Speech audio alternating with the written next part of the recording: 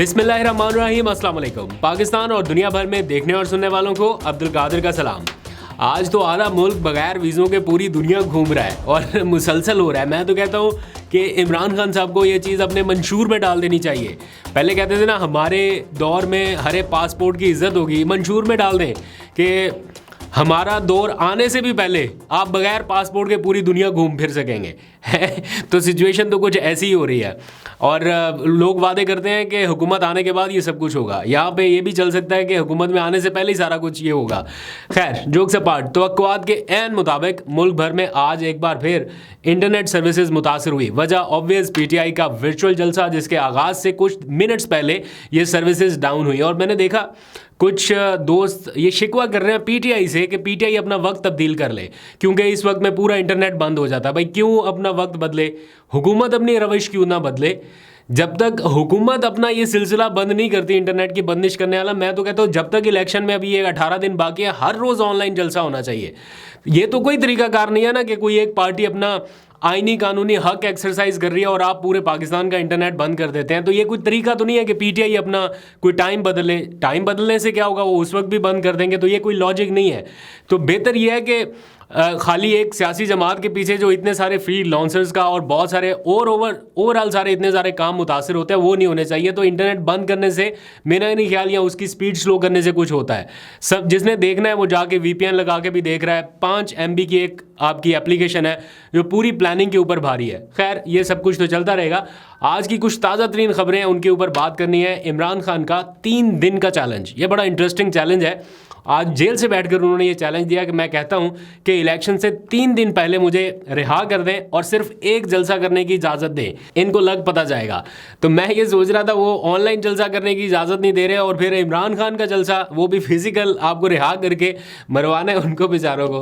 खैर, जेल में और क्या कुछ हुआ आज की समाअत के दौरान, इमरान खान ने चीफ जस्टिस से क्या शिकवा किया या उनको क्या शिकवा है चीफ जस्टिस से, फिर सदर आरिफ अलवी के बारे में कुछ गलत फहमियाँ थी, आज वो भी दूर कर दी। लतीफ़ खोसा को तब्दील करने की वजाहत भी उन्होंने कर दी और इद्दत केस से मुतालिक उनके रिमार्क सामने आए जब उन्होंने कहा कि खाबर माने का कमज़ोर आदमी निकला, अगर उसकी जगह मैं होता तो मर जाता, लेकिन ऐसा बयान ना देता। ये सारी तफसील कुछ ही देर में आपके सामने रखूंगा, लेकिन पहले थोड़ी सी बात, एक इंपॉर्टेंट अनाउंसमेंट या इंपॉर्टेंट डेवलपमेंट की तरफ। पीटीआई की सोशल मीडिया टीम दिन रात मेहनत कर रही थी कि किसी तरह से आप लोगों तक उम्मीदवारों के नाम और निशान जल्द अज जल्द पहुंचाए जा सकें। तो अब से कुछ देर पहले पाकिस्तान तहरीक इंसाफ ने ये पोर्टल लॉन्च कर दिया है। इंसाफ.pk के ऊपर भी है और अलग से एक वेबसाइट भी जारी कर दी गई है, pticandidates.com।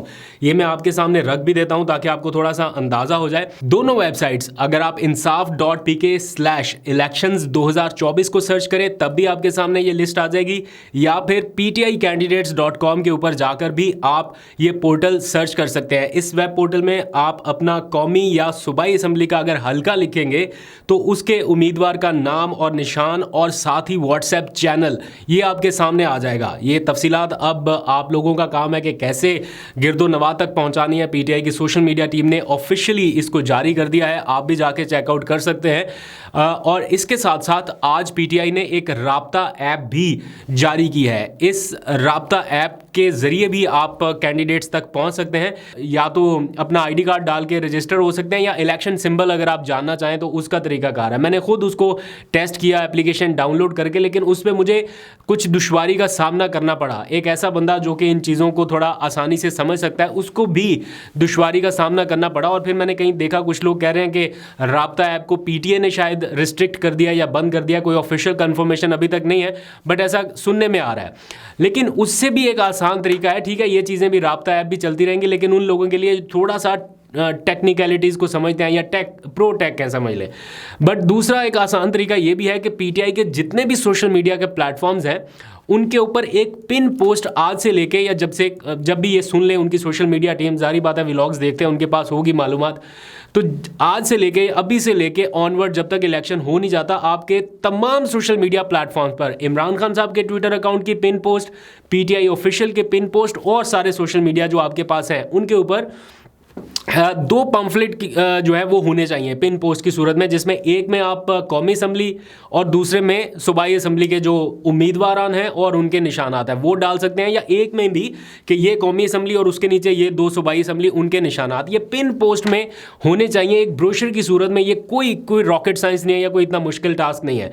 अभी मैं देख रहा था मेरे घर के डोर स्टेप पर मुस्तफ़ा नवाज़ खोकर हैं, आज़ाद उम्मीदवार हैं जिनका ताल्लुक पीटीआई से नहीं है, उनका पम्फलेट पहुंच गया मेरे घर के डोर स्टेप के ऊपर और मैंने देखा कि मुस्तफ़ा नवाज़ खोकर का इंतखाबी निशान घड़ियाल है।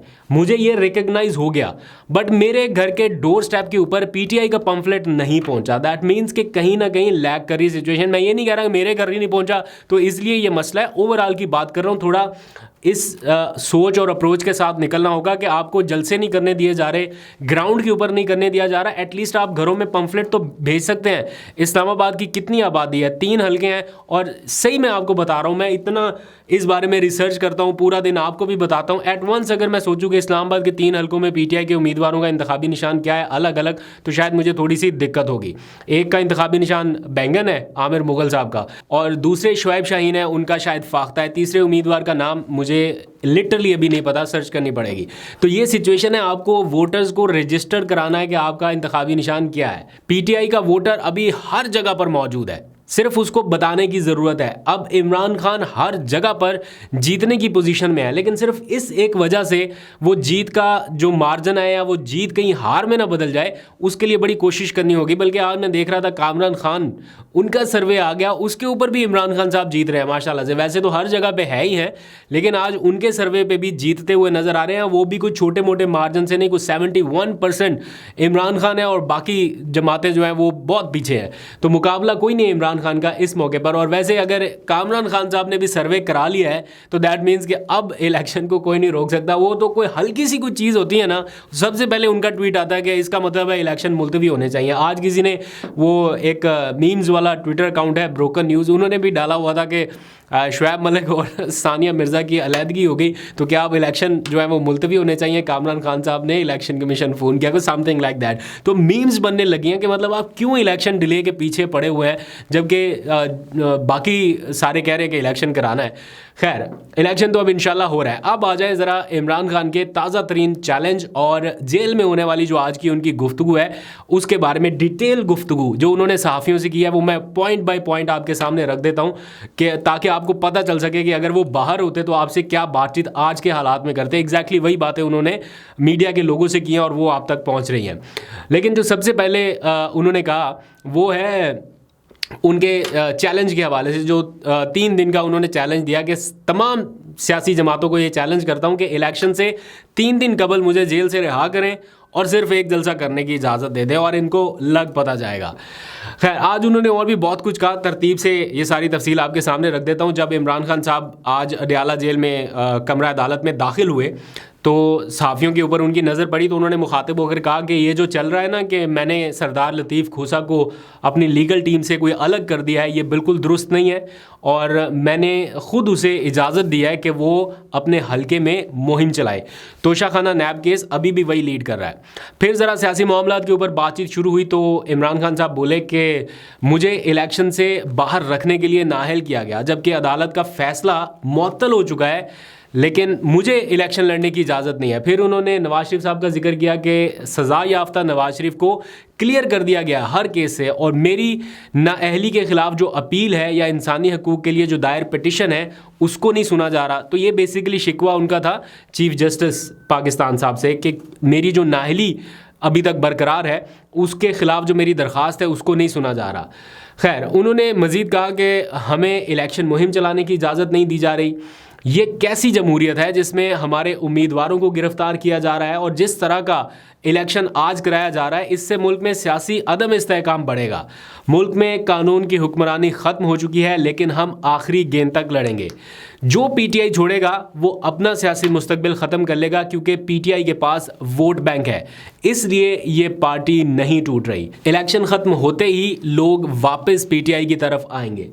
फिर उन्होंने कहा कि मैं सियासतदान हूँ, सियासत करूँगा, बंदूक पकड़ के नहीं खड़ा हूँगा। इलेक्शन कमीशन के हवाले से वो कहते हैं कि ये मैच पहले से फिक्स था, इसीलिए हमारे इंट्रा पार्टी इंतखाबात के मामले को इल्तवा दिया जाता रहा। इलेक्शन कमीशन इंट्रा पार्टी इंतखाबात पर सवाल नहीं उठा सकता। फिर उन्होंने नए इंट्रा पार्टी इंतखाबात के हवाले से कहा कि अभी कोई पता नहीं है कि ये होंगे या नहीं होंगे। फिर सदर मुमलिकत के हवाले से भी बातचीत हुई। उन्होंने कहा कि सदर मुमलिकत आरिफ अलवी ने मामलात को सुलझाने की बहुत कोशिश की है। इमरान खान साहब का ये बयान दैट मीन्स कि आरिफ अलवी पर अभी भी वो ट्रस्ट करते हैं। तो जो कई खबरें आ जाती हैं कि आरिफ अलवी पर अदम एतमाद का इजहार कर दिया या इमरान खान साहब नाराज़ हैं, तो उनके इस बयान से तो ऐसा तासुर नहीं आ रहा। फिर नवाज शरीफ के जो हालिया इंतखाबी मुहिम है, जलसे वगैरह हो रहे हैं, फिर कैंसिल भी हो गया। उसके ऊपर उन्होंने कहा कि सुना है नवाज शरीफ ने लिया का जलसा कैंसिल कर दिया है। और फिर उन्होंने थोड़ा मजाक किया, उन्होंने कहा कि इनके जलसे नहीं जलसियाँ हो रहे हैं। फिर उन्होंने कहा कि ये अवाम से डरे हुए हैं, मैं अवाम को जानता हूँ, उनके जज्बे को कोई शिकस्त नहीं दे सकता। फिर उनकी हुकूमत बनने के हवाले से बातचीत हुई कि अगर इंतखाबात जीतते हैं तो अगर नंबर्स गेम के ऊपर आए तो उन्होंने कहा कि अगर इत्तेहादी हुकूमत ही कायम करनी है बाद में आके, तो उन्होंने कहा इससे बेहतर होगा कि हम अपोजिशन में बैठ जाएं। यानी अवाम से वो मैंडेट मांग रहे हैं, पूरा मैंडेट 2/3 अक्सरियत वाला। वो कहते हैं कि ये जोड़ तोड़ वाला जो पहले उन्होंने गलती की थी वो दोबारा ना करें, और कहते हैं कि हम अपोजिशन में बैठ जाएंगे लेकिन इत्तेहादियों के साथ नहीं बैठेंगे। फिर उन्होंने कहा कि जिस किस्म के इंतखाबात कराए जा रहे हैं इससे मुल्क में मजीद अदम इस्तेहकाम पैदा होगा।